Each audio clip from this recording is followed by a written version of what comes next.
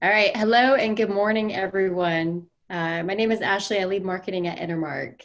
Thanks so much for joining us today. As you know, things are evolving rapidly in the marketplace as a result of COVID. We've been quarantined, business has been closed, and our perspective on the world has changed dramatically. While we're getting back to business, we're still faced with changes in customer values, behaviors, and habits. Today's webinar will be a continuation of our webinar series on psychology marketing.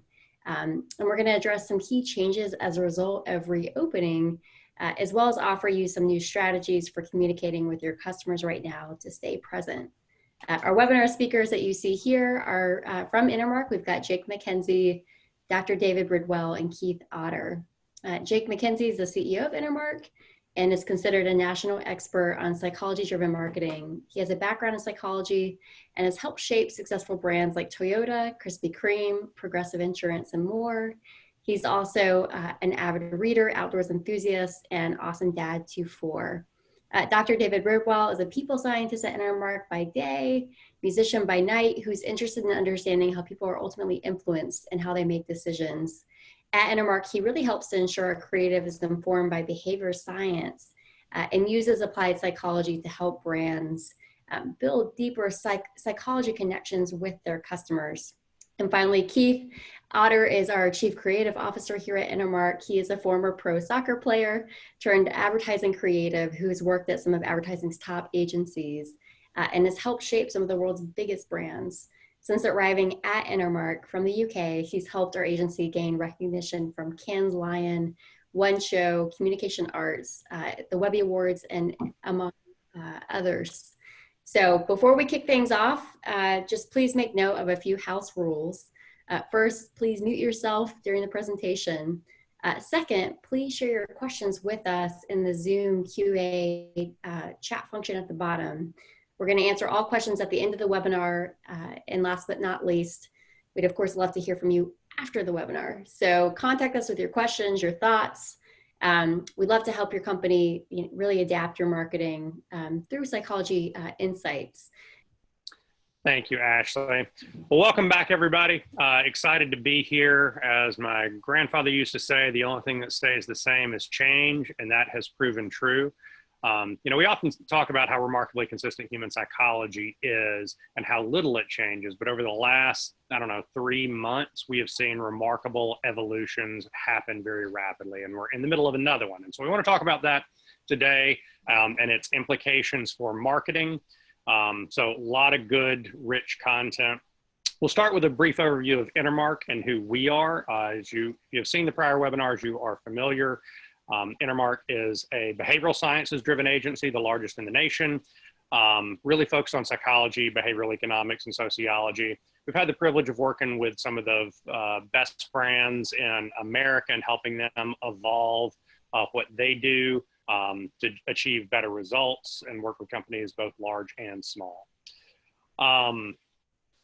What we do is fundamentally we're an advertising and marketing firm, but we like to think about it in two large buckets. The first bucket is helping you understand your customers better than perhaps you have before. And to do this, we apply a different set of tools. It's not just taking a look at the kind of demographic information that all marketers get, but also helping them understand psychologically what they're thinking, feeling, and how to talk to them in ways that are impactful.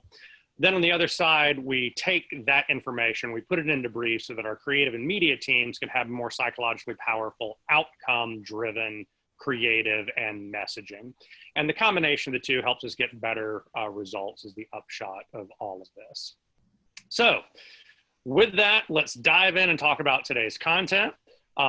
We, of course, are going to start like we always do with kind of a psychology update and how consumers are feeling in this environment. Then we want to apply that to kind of new lessons based off of that psychology and more effective ways to communicate.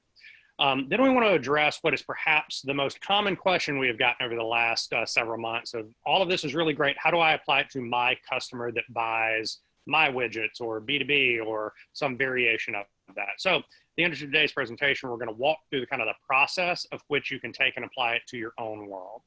So we'll start with the psychology update. If you've been tracking our webinars, you know we've gone through several phases. Phase one, we called the new threat. That was where, oh my goodness, there's a pandemic. We have to do something about it, and we're all going to have to go into quarantine. Phase two, we're calling quarantine. And that was the couple of month period where we're all kind of hunkered down, working from home, some of the essential workers having to go in. We're kind of in this perpetual state of hold. We're entering into phase three, and we're calling that reopening. Reopening is where we're being told that we can go back out and engage with society. We're going to see from some of the data, not everyone is, but this is the new phase where we're having to kind of reconsider a new normal.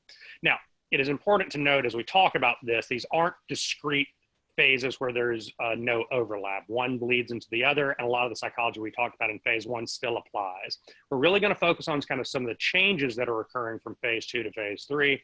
So as always, I'd encourage you to go back and at least watch the psychology piece from the prior two webinars to kind of stay up to date on kind of how people are thinking and feeling. I want to start with a general concept called the status quo bias. And as David likes to say, it just reminds us that people hate change. And I'm not sure if you've noticed, there's a lot of change going on, right, David? Yeah, it's really important thing to think about right now is that we seek normalcy. We like for things to stay the same, and we're biased for things to stay the same. And essentially, it has to do with when things change, it requires more effort from us. And so it just requires a lot more resources from us that we have to engage. So we generally prefer that we can reliably predict what's going to happen. And when that doesn't happen, it can be kind of difficult. So each of these three phases, you know, we've had some sort of change to the way we typically lived our life that we had to adjust to. But this third phase is a really important one because now in the reopening, we're going out back into society, and the normal that we're used to, how do we engage with stores? How do we engage with clerks? What are the new rules? We have to determine, and that can be a difficult thing.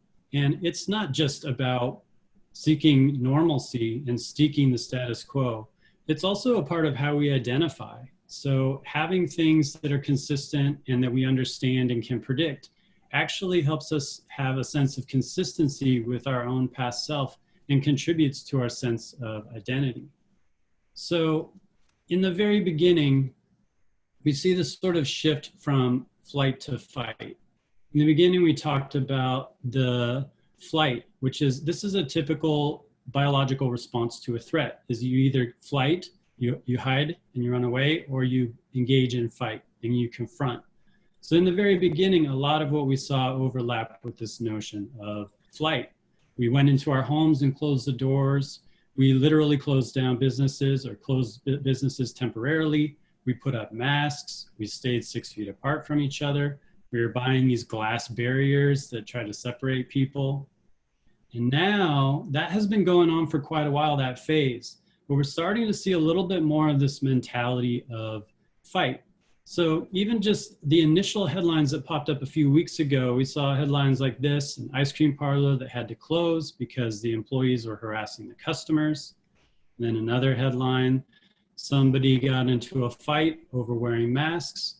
And I'm still seeing these sort of headlines, and this is still an energy that's out there that can be projected in more than just the ways that you interact with businesses. And Jake has been really talking about how important that is.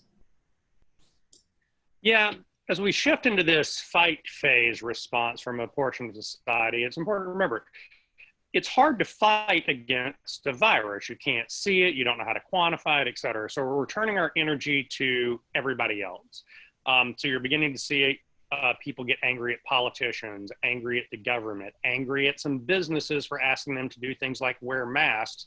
And we expect it to begin pointing at each other as well, as people just kind of become increasingly angry. So they're projecting violent crime to rise and some other unintended side effects. So one of the lessons here is we want to make sure that we operate in ways that we can avoid becoming the point of that ire. And as we're going to see, some companies have already made that mistake. The upshot of these drivers is that we make decisions in different ways. So we've talked a lot before about the system one, system two. System two, of course, the system on the right is our rational system where you weigh the pros and cons of things. We don't like using that system even in the best of times. And during a time of great stress like we're in now, we almost don't use it at all. Rather, we use system one, which is this kind of hidden decision-making system, and it happens automatically without your knowledge or awareness. And think about it as like your gut decision-making system. It's highly emotional, highly reactive, and doesn't always make rational decisions. Much like early on in the pandemic, people were hoarding toilet paper and getting like a year's supply of toilet paper. I mean, stuff that just didn't make sense, but made sense on a visceral level. So we're going to see a lot more of that decision-making. So we really want to focus on that as we move forward.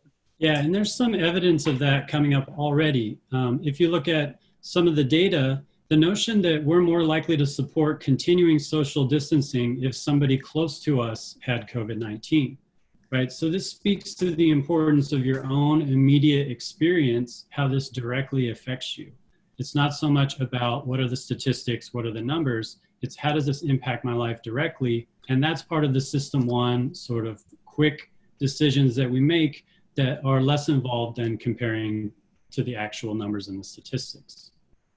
Yeah, so part of that system one decision making is we don't like data very well, and we don't use it to make a lot of our decisions. And right now we're seeing that. So we're making a lot of gut decisions. We saw this in the early days of the pandemic. People stopped going to restaurants well before we ever told them to stop going to restaurants, and kind of that gut level decision making. Now we're seeing it on the other end as well. We're not as responsive to what the government is telling us. So in the early days of kind of the reopening, Georgia opened super early, and it was kind of a flop in terms of people didn't come out of their homes. Everybody stayed hunkered down, and they just kind of didn't do anything.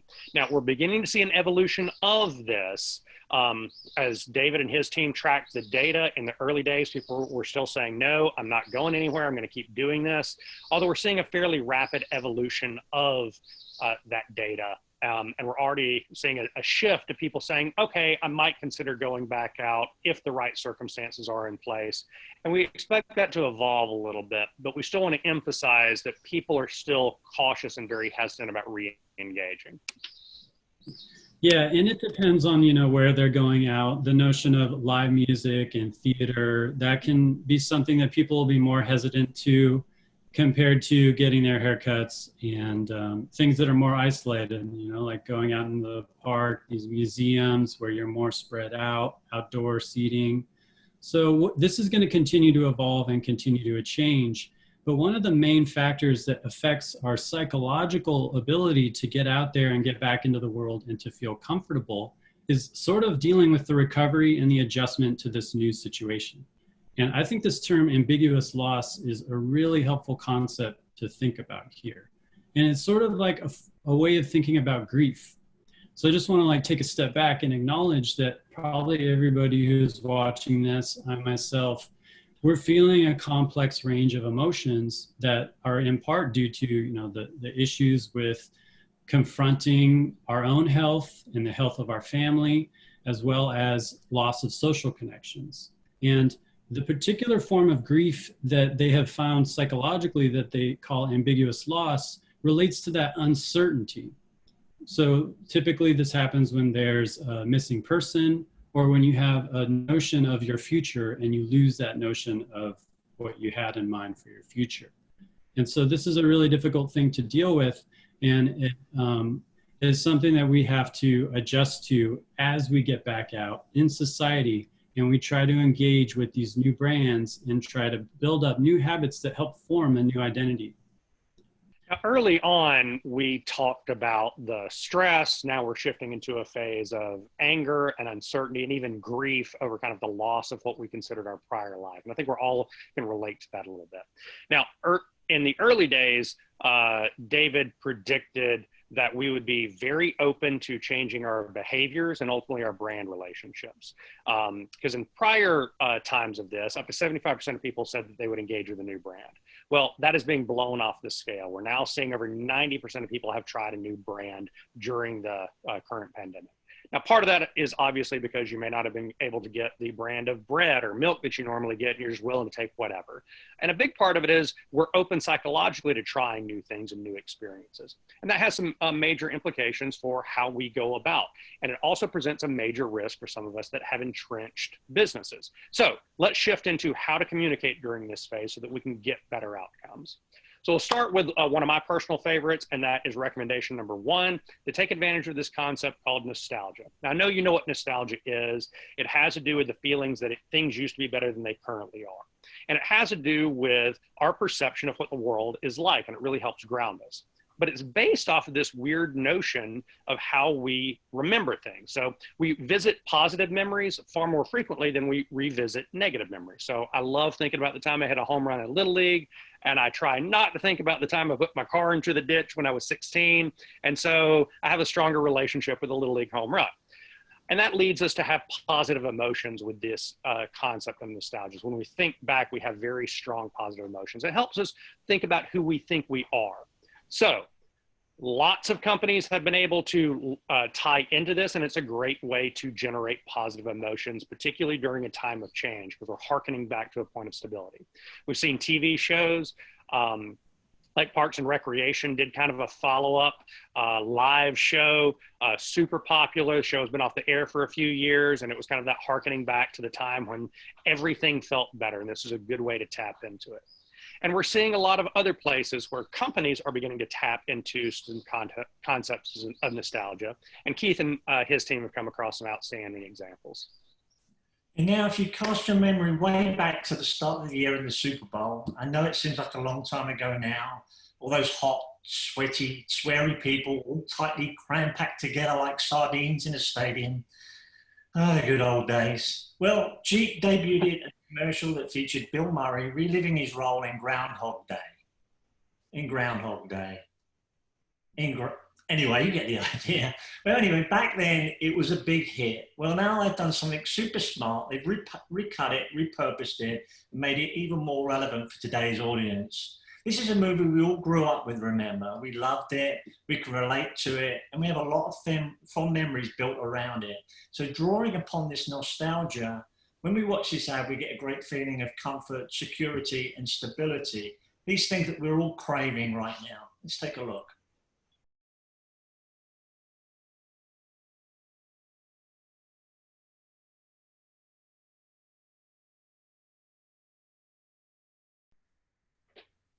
What's up? Now, I'm sure as soon as I did that, your mind went to either one of 2 places. First of all, probably you could have gone to the place where it said, is he gone completely bonkers? Or secondly, more hopefully, it might have gone to that place that took you right back to the 1990s when you, me, and everyone else across the country was WhatsApping our friends, neighbors, pets, or anyone and anything else we possibly could. It was and still is pretty infectious. It kind of makes me smile and feel good just saying that then. Happy times and memories. Well, Budweiser brought it back and all of those good feelings back too. They brought back the original cast members and revoiced the original commercial and giving it a twist to make it even more relevant for today's audience. Let's take a look and see what's happening here. Able to pick up good yardage on the play. You know, the best part of this defense is their defensive line and their interior. Hello? linebacker. Hey, who? What's up? Nothing, B. In quarantine, having a bud. What's up with you? Nothing. Quarantining, having a bud. True. True. What's up? What's up? Yo, who's that? Yo, pick up the phone. Hello? What's that? What's up? Yeah. Yo, where's Dookie? Yo, Duke. Yo. What's that? What's that?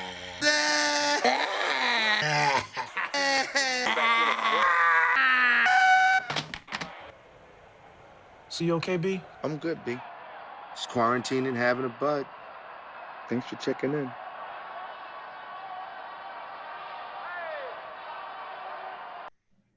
Now, I don't know about you, but just seeing that ad again made me feel all warm and fuzzy on the inside. I suppose it's a bit like drinking a beer, actually. Anyway, what's interesting is not just that commercial that made me feel good and brought back fond memories, but it's all those other visual clues too. You know, the phones on the ridiculously long cords, that humongous computer, and the 90s fashion. It gives that great sense of nostalgia and fondness for the good old days when things were certainly a lot simpler, and I probably had just a few strands of hair left on my head. Nostalgia can be really powerful in lots of different ways. It can be cultural moments that we all relate to. It can be historic moments that we have all seen. And it can also be related to creative. So if you have creative that you have run in the past that really resonated, that was super popular, now can be a time to dust it back off. And I'm not saying run the exact same creative, but rather a reference to it to make us feel good again. Now, we're not looking for the exact same thing. We're still looking for new and fresh. We just love that tie to the past. And we've seen lots of great examples of that in lots of different places. So moving forward, number 2, shared experiences. Now, shared experience is a broad concept that means that we reference things that we all have in common, that we've all been through together. Now, social connection helps us with times like this. And of course, we have this weird situation where social connection is difficult, so we can't physically connect and relate to people. But shared experiences, referencing things that we all have in common, like you saw in the Budweiser commercial, they're referencing I'm quarantining and having a bud. I'm doing that too. I feel a connection. Lots of opportunities for brands to leverage this concept of social shared experiences to make us feel that point of connection and generate positive emotions. Yeah, and we've seen this in people's behavior really early on with this crisis. So looking at shared TV viewing, that increased quite a while back. So you have people now, they're sitting at home, they're watching TV together as a family, like they used to do. And there's also this notion of comfort viewing. So they showed that Golden Girls ranked in the top 10 on Hulu, for example. My wife feels completely vindicated that Golden Girls is having a renaissance. Yeah, Betty White, she's great. So that's your excuse, Jake. You can go and watch as much Golden Girls as you want. We know it's going to make us feel good, right. Create that shared experience for everybody. Now, it's not just about watching TV together. There's many different ways to share experiences. And that's part of what contributed to, the real impact and the real effect of Tiger King, for example. So this is looking at the Google search interest. And you could see that it peaked a while back. And this was the time when it's like every single Zoom call, people were talking about this guy. And that's what it's about. It's about talking about it together with a group of people. And that's what we saw with The Last Dance too. Every single Sunday, this came on, revisiting the Chicago Bulls. And of course, this is bringing back nostalgia. A lot of these things are kind of interrelated with each other. And this was really big, particularly on Twitter. But it's also coming up with food, because the notion of meal kits, where it's sort of easier to package a large group of food together to give to people, and then they can sit around the table and they can create their own meals, and that's also forming an experience with people. Now, Keith found some pretty cool and creative new things that companies are doing. Yeah, brands are now beginning to leverage this whole idea of creating these social experiences for people. Bumble, which I'm led to believe is a dating app, or that's what David tells me anyway, aka Bumble member 0001. And Postmates, a food delivery app, have gotten together, which is pretty romantic, with the influencer notorious Kia, or K to the I to the A, as she refers to herself, to support this idea of creating these virtual dating experiences. So basically, you go on, you swipe left or right, or whatever it is you do to find your perfect match on Bumble, and then you order your food together on Postmates, you sit down and you have a virtual date. It's an interesting way of brands coming together to create a product that's tailored particularly for today's environment. And if you are feeling adventurous and do want to give this a try, one thing I do recommend is always to remember to clear your browsing history on your phone before your wife uses it. Just saying. Great insights, Keith. So principle number 3, is eccentricity. Now, we talked in the early days about the need to be authentic, and we really feel strongly about this even in the best of times. But right now, people are looking for authenticity. And that authenticity, when it really manifests itself, creates uniqueness. And part of the reason this is important is because we're consuming a lot more media, which means we're seeing ads far more frequently. We're exposed to a lot more brands, and all of a sudden we're very aware of how everything looks the same, particularly within a category. Now, cliches within a category are always there, and you always need to break them. But during this time period, with the brain's predisposition for things that are new, it really motivates people to highlight things that are new and different and to use those products and services. And there's been no shortage of concepts that are eccentric during this time period. One of our personal favorites, and probably top of the list, as Dr. David loves to point out, is our friend Tiger King. Joey. Yes. If you have any doubt about the notion that we're gravitating towards eccentricity, it would be Exhibit A. You know, we had Disney Plus and all these streaming services come on with all these traditional movies, but somehow this brand new thing just emerged and really took over culture. And really that speaks to the notion that psychologically seeing something eccentric in this time, something that stands out, is really engaging and really gets our attention. And one of the ways that we talk about this is cognitive disruption, this notion of cognitive disruption. So typically when you're going about your day, you make predictions. Your brain, without you knowing it, is making predictions, and it has these expectations for how things are going to go. And when that doesn't happen, when your prediction is wrong, this whole network engages and makes you think, hey, what was that? Let me try to understand it. So if you're listening to somebody saying, are you taking your dog for a blank? Most people think you're taking your dog for a walk. But what if you were to say, are you taking your dog for a drink? It's not expected. So it kind of gets us to perk up, and it gets us to pay attention because it's unexpected. And back in the old days when we were all hanging out in the office, this is something that we would say to each other quite a bit. You know, we would say, is your idea taking your dog for a walk, or is that idea taking your dog for a drink? You know, is it exciting? Is it new? Is it going to get people to pay attention? So if you want to be the sort of person that takes your dog for a drink, it's important that we avoid cliches. Now, I know the grass is always greener on the other side, but I've told you a million times before, and we even mentioned it in our last webinar, cliches around the whole coronavirus thing are building up in a rapid fashion. In some respects, there's a dearth of creativity out there because everybody is doing and saying the same thing. I'm getting sick of hearing, in these uncertain times. We're all in this together. We're here for you, and on and on and on. We have to find ways to be original and stand out, because when our brain hears us saying the same things again, it switches off and just goes to sleep and waits for that next new original thing to make it become curious. For example, if you do want to do something around this coronavirus cliches, take it to the extreme. Do something original that stands out, like these people did in this next commercial.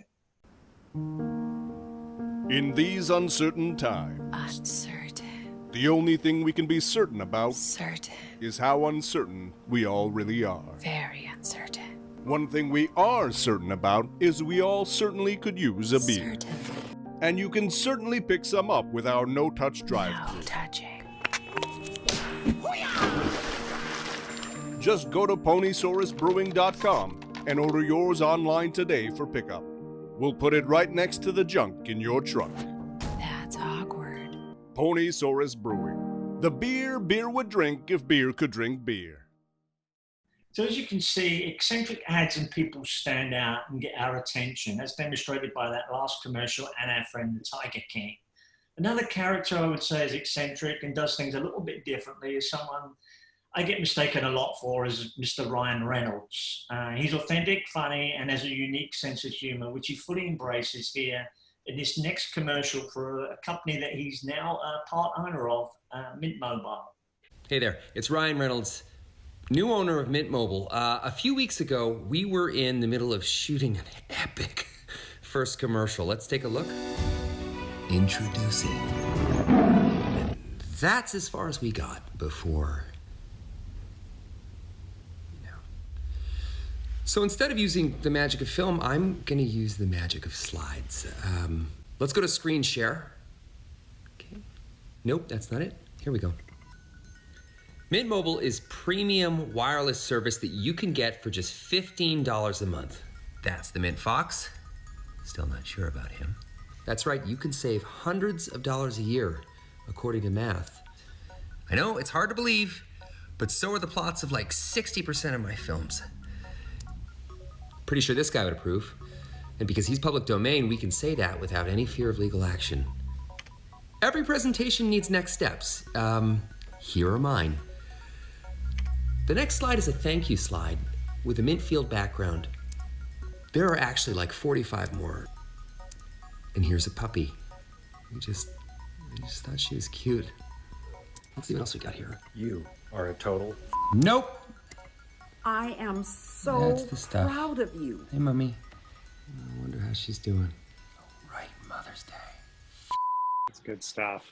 Yeah, there was a lot of authenticity kind of mixed in with that. And it kind of supports that idea that when you become really authentic, it allows you to get in touch with your individual self and become eccentric, which means that for a brand, you have permission to experiment right now. This is an okay time to do that. And I got pretty excited when I saw Dunkaroos. They're bringing that back. Chips Ahoy is bringing up this mix with Sour Patch Kids. And these were products that were already scheduled to come out. They didn't come out because they noticed the eccentricity trend going on. But the fact that we gravitated to them so much reflects the fact that we're so into eccentricity. And looking forward, we're going to see companies actually proactively acknowledge that that's a new thing and that they want to get on board with that. So if you have a product or service that is new or unique, now's the time. Now, we know from looking at historical data that recessionary periods are tremendous times to launch new products because of this phenomenon. And there's an overwhelming amount of evidence that shows if you will launch a new product or a product extension during this time, that they will outperform during launching it at a normal time. And it's because we're hardwired for new, we're hardwired for unique. You know, one of the famous examples that David loves to reference is Rice Krispie Treats got launched at the beginning to the Great Depression. And that was new and unique. It leveraged a new platform or medium rather, of radio. And that's where the Snap, Crackle, Pop came from and how they positioned themselves as a brand. So great time to launch, a lot of data to support this. All right. Embrace the suck. This is my favorite. We said a lot of bad things about 2019 and, you know, we really feel bad. We obviously were not grateful. So we apologize for what we said to 2019. And let's just acknowledge that these are really difficult, uncertain, chaotic times, and embrace these, acknowledge the terrible, terrible, terrible times that we're living in. And this is supported by some data. If you look week by week on how the net purchase likelihood from advertisements and what people are looking for, funny ads keeps increasing, along with a lot of other things, you know, like company values, entertainment, products and services. But we are noting here the importance of keeping that humor going. And this next one's dedicated to all of you at home with kids. Those little angels. This has been a great opportunity for us to spend some extra quality, special time with them. And yes, I'm sure you really, really do love them. But after a couple of months, well, I'm sure you can relate to this next ad from UK chocolate brand Maltesers. Hello. Hi, guys. Hi. Steph, where are you? I'm in the cupboard under the stairs. Why? You know, the kids. Are you playing hide and seek? No, I'm just hiding. It's nice in here. Yeah, personally, I don't quite get that ad because at my house, it seems to be my wife and kids are the ones hiding under the stairs for same reason. Anyway, I'm sure it's just probably because they like their privacy. Anyway, next up is a commercial that really goes full blown on embracing the suckiness of everything out there very explicitly. I hope you enjoy it. Personally, I don't think it really sucks. Fighting a revolutionary war can be sucky. But do you know how George Washington kept his troops motivated? He made sure his men had beer. How about the Great Depression? Turns out that was pretty sucky too. But you know what they did? They called for an end to prohibition. Did it solve anything? Of course not. But it did help them press on. Which brings us to today. Suckiness of historical proportions. Now, we know this won't fix it, but how about some beer? Go to @Coors Light on Twitter and tell us who could use a six-pack and we'll buy them one.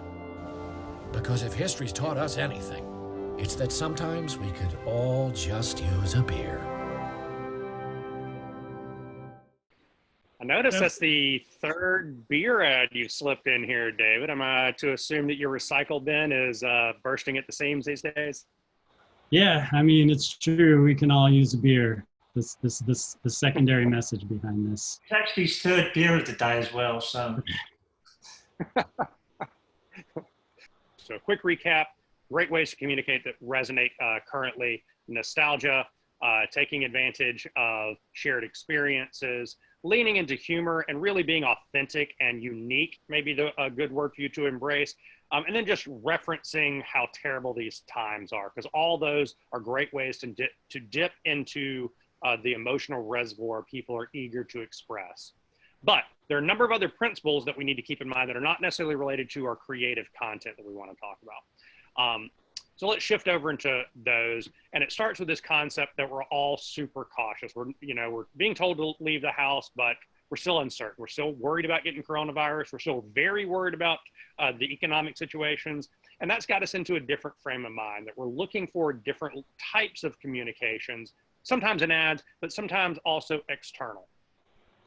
Yeah, and so one of the notions behind the fact that we're so cautious is that there's different groups of people who might be engaging with your brand or business than previously. And so you need to think about who are your segments, maybe revisit them, reevaluate them, and especially considering the fact that typically after a major life event, after the probability of trying a new brand will increase by 75% across nearly all categories. And we've already seen some reports coming back from this particular crisis showing 9 out of 10 people report trying a new brand. So it seems even more that we're willing to engage with new brands than we are in a typical scenario. So one of the important things to think about when we're engaging with new brands and we have the opportunity to engage with new customers is that you have to make it as easy as possible for them to interact with your business. You have to reduce as many barriers as you can, and that means reducing the friction. When we talk about reducing friction, there are two categories of this. One is the ease of use. And I'm really going to emphasize the focus on your website and your applications at this stage. And we talked about this in the early stages of the pandemic when we saw the winners, the early winners were the folks who had great apps. Domino's succeeded. Amazon continues to succeed because they're intuitive, easy, have AI backing them. And that's how people are going to interact with you. It almost doesn't matter what you sell. If you don't have something that's easy to use, you're going to struggle. And we're beginning to see brands emerge to be successful based off this as a point of differentiation, including Lemonade. And you could see that it's a part of all of the language that they're using here. Instant, easy, fast, 90 seconds, 3 minutes, and you're done. Yeah, there's a lot of confusion out there. So it's our job to take some of that confusion away and communicate in a clear, simple, direct way. One of our clients, American Family Care, asked us to create a spot promoting the fact that you can now test for the virus at some of their facilities. As you can imagine, there was a whole lot of complex information they wanted us to communicate, but we had just 15 seconds to do it as it was a pre-roll ad. So we boiled all that information down into simple bite-sized chunks, and then using bold, simple, clear animated graphics, we created this commercial. AFC Urgent Care is now offering the Abbott COVID-19 Quick Test, which provides results in less than 13 minutes. We're the only urgent care system in Tennessee with locations across the state offering this quick test. We all stay safer and healthier with AFC. So you've got two pieces there. You got to make it easy, and then you've got to let people know that you have made it easy. We could spend an entire webinar just talking about reducing friction within your apps and your website. It is not enough to merely have them and not enough to have online ordering or online delivery or whatever your point of interface is going to be. It's got to be super easy. Our partner company, Alloy, is going to have a webinar coming up in the next few weeks focused entirely on reducing friction within your digital market space. Go check it out. Alloy.digital is the web address. They've got a lot of additional content there that you may want to consume. But there's a second piece of reducing friction that's reducing psychological friction. And psychological friction is slightly different than how we interface with people. It has to do with making them feel at ease. And being at ease right now is clearly about safety, because right now we don't feel comfortable. We're worried. Yes, we're being told to go out. We're thinking about going and getting haircuts. Goodness knows I need one. but we want to hear that you have addressed it. Now, the headline here I want to emphasize is that you've got to let consumers know that you have addressed it. They're not as concerned with getting into the details of exactly what you've done. They want to know that you've thought through it. We found some really good examples of that. Yeah, this is Children's Wisconsin. You know, they're a hospital, and they're going on Facebook Live and simply communicating all the things that the patients need to know. How do you need to know if you need to go to the emergency room, and what do you need to do there? And most importantly, in the very beginning, they communicate that they're open. And this is a really important thing that people need to know, because there's so much uncertainty right now. You have to communicate much more frequently. We are open, we are strong, we come from a point of stability, and we can help you at this time. And most importantly, that it's safe. And you can get across the concept of safe, not just in your ads, which we need to make reference to it, but you need to have it in lots of other places, on your website, within your app, within your outbound messaging. And you can do this super simply. You don't have to go into great detail. People just want to be reassured that it's safe to do business with you. And that's got to be part of your current communications as we enter into this reopening phase. And you've got to have it in lots of different areas. Now, we talked about companies that end up on the wrong side of that fight or flight response where they get angry. Here's a good example of somebody that did not communicate that they were safe. Rather, they wanted to make it so that you had to pay for safety. So Frontier Airlines announced that if you didn't want somebody sitting next to you, that you could pay for that. Well, this went over like the old lead balloon. Internet blew up. People realized you're putting a price on my safety. And it went badly, like really, really badly. They retracted it the next day, but they're going to have a long-term hit on their overall brand perceptions and their willingness to do business with them. Because remember, in a system one, we're not nearly as concerned with price as we are with everything else. And safety is one of those everything else.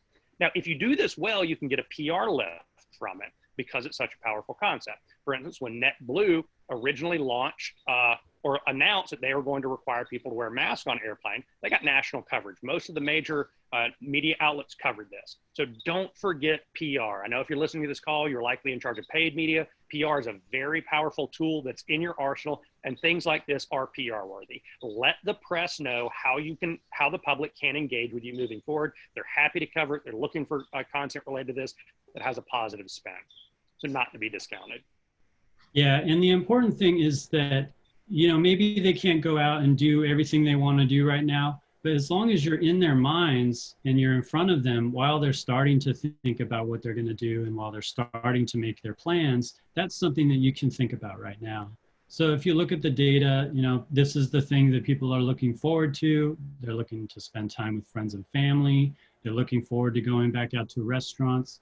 They're thinking about vacations and planning them right now, even though they can't go out, thinking about going to live events. And so it's critically important that we're communicating right now, even if you're in one of those spaces where they can't do business with you, like travel tourism.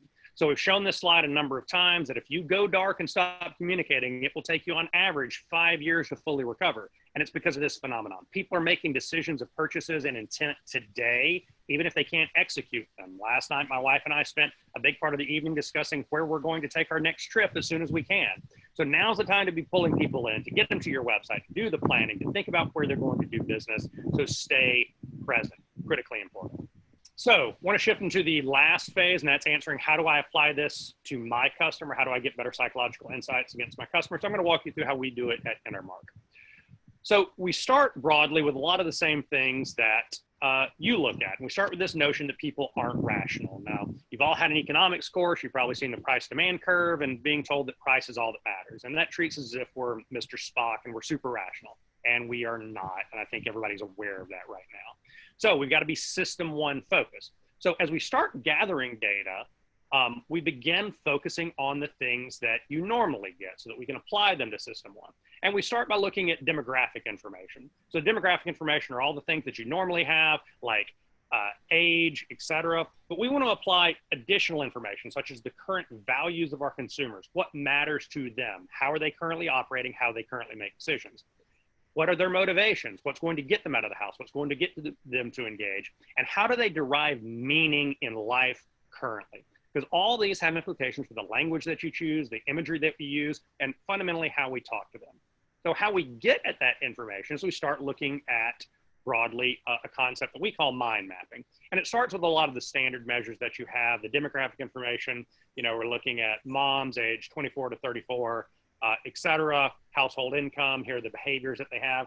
And we use these because these are the tools that are publicly available. People have done research and they give them to you. What we want to add to that is a behavioral analysis of those consumers. So David and his team look at things like consumer surveys, attitudinal adjustments, customer interviews, customer intercepts. We'll look at their online traffic, including their social media posts in aggregate, because that gives us a great insight to how they're thinking, feeling, and how they make decisions. Now, what this does, it allows us to put together new groups. So a lot of the groups that we'll be talking about to get that psychological connection are brand new. And that helps us to create a mind map for that new group. And once we've got a mind map, we transition into a trigger path analysis. And that allows us to apply psychology so that we turn over a brief to folks like Keith that says, hey, if this is our audience, here's the psychological drivers that will resonate with that audience. And it may be something like social proof. Social proof is the notion that lots of us are already making this decision, so you don't have to. You can just follow along with the crowds. And we tie to those drivers to get better outcomes. And that's how you get great creative. Now, it's important to note that when you brief your creatives, you're also briefing your media teams, because these two things are highly related. So they're working off the same drivers. Yeah, and when we make sure to embed the applied psychology into the creative, then we get these results, these sort of outputs that include concepts like scarcity, embedding rituals into people's experiences. Cognitive dissonance is really important. Social proof is a very powerful thing to engage people. Cognitive disruption, which I talked about earlier. Anytime you get a rhino involved, then you're pretty much going to get the attention of the news. The commitment principle is another thing that really engages and gets people's attention. And embedding those psychological principles then with that segment, then you can think of additional questions like where do they see that information, and what form of media are they seeing that information from? So then we use a concept called trigger paths. So you've probably seen or done a similar exercise with consumer touch points, and you lay out all the places that we might communicate with a consumer. Now, how we add to this is we add psychological drivers to it, because the notion here is that not all messages resonate equally well at the same time. Now, this makes sense intuitively. Like if I tell you that hamburgers are on sale at 2 p.m. today, you're going to say, I don't care because I just ate lunch. That makes sense. But we're seeing there's lots of other contextual information that's critically important, so that you can't just run things when you want to run them and expect them to have the same sort of effectiveness. So we've seen in the data that when people run content that is related to COVID, it shows up better. We've seen that outdoor boards perform differently. Keith's found some tremendous examples of using outdoor board to generate online buzz. Yeah, we've already known that it's really important that we reach the right people at the right time with the right message. And now it's even more essential that we do so today. Here's a couple of ads, I think, that do just that. They're perfectly aware of the context of their current situation, the context of the location they're in and they're being viewed in. They deliver a message that perfectly reflects and embraces these aspects. But why run ads that they're only going to be seen by one jogger and a pigeon? Well, I know it may sound counterintuitive, but these ads ran to get noticed. See, through the use of a smart creative that's aware and conscious of its context and its situation, they've done something that's designed to get people smiling and talking. That's why we're talking about these ads on our webinar now, and people are talking about them across social media. So it's really important to be ultra aware of the context that our ads are being viewed in. And when you get it right, you have great success. But when you get it wrong, not surprisingly, it has the opposite effect. As seen in this next example here, where Ford unfortunately failed to read the room and got their knickers in a twist and ran their COVID-19 ad during an episode of Seinfeld recently. So talking of context, let's put ourselves into the viewer's seat. Imagine we're sitting at home, we're watching Jerry, Kramer, George and Co. We're having a good time, we're chucking along, we've forgotten all about what's happening outside in the world, we're having a laugh, not a care in the world, then wallop, you get hit with this.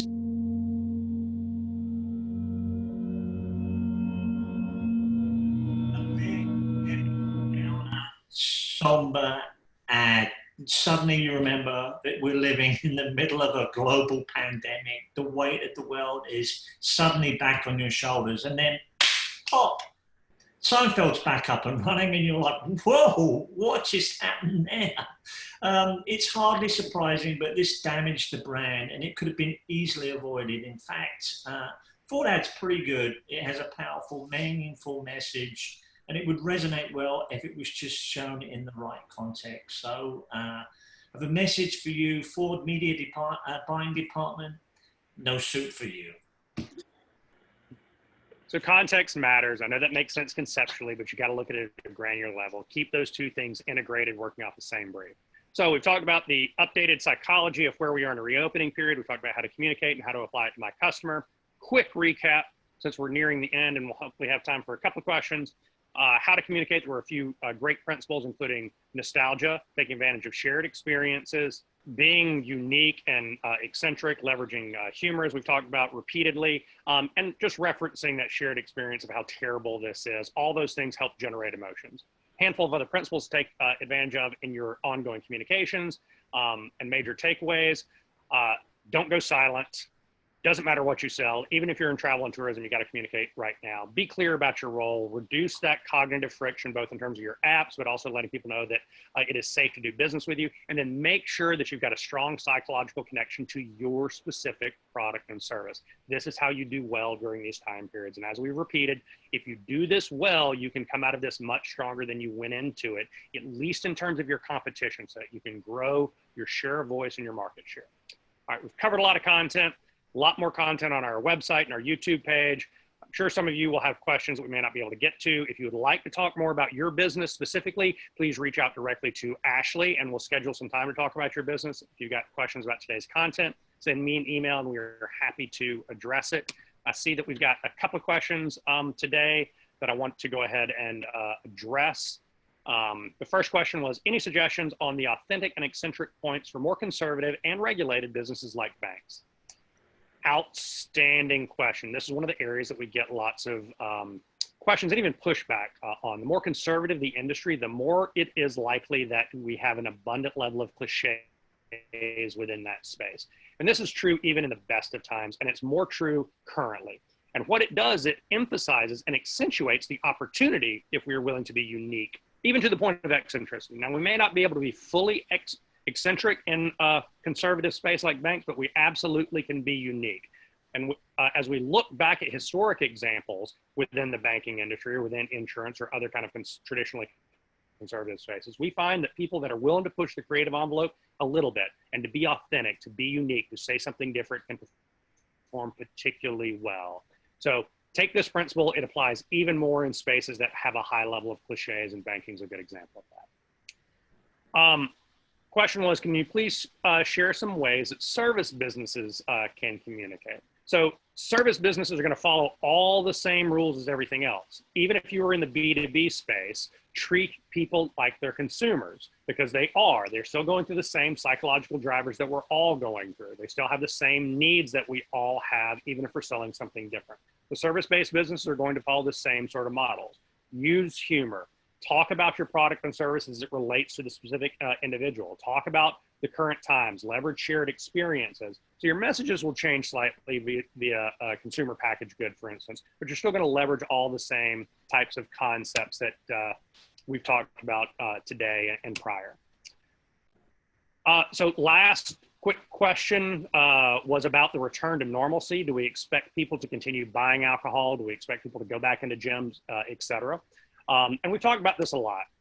Yes, we will enter into a new period of normalcy. It will not be the same as we have. Behavior change comes slowly most of the time. We've seen it come rapidly, quickly, but we're also slow to change behaviors. So as I start buying these new products, I'm likely to begin to become loyal to these new products and ways of doing business. So those behaviors will be slow to change even as we re-enter this period. So if you're one of the businesses that's been lucky enough to see a big uptick in business right now, like in the consumer packaged goods space, maybe you sell food or beverages, now's the time to begin focus on retention and to keeping those customers. And that's where your emphasis ought to be, because you want to lock in those behavior changes, which is a lot easier to do than to create new behavior changes, which is why we really want to emphasize to everybody that now's the time to be taking advantage of this. All right, guys, we are out of time. I've had a blast today. I hope you have generated other great questions for us. we're going to call it a day. We will be posting the webinars we always do to our website tomorrow. We'll push it back out via email. I'm sure you'll have additional questions. Send them to me. I can't wait to talk about it even more and to talk about your business. And thank you for your time today. We'll talk to you soon, people. Thank you.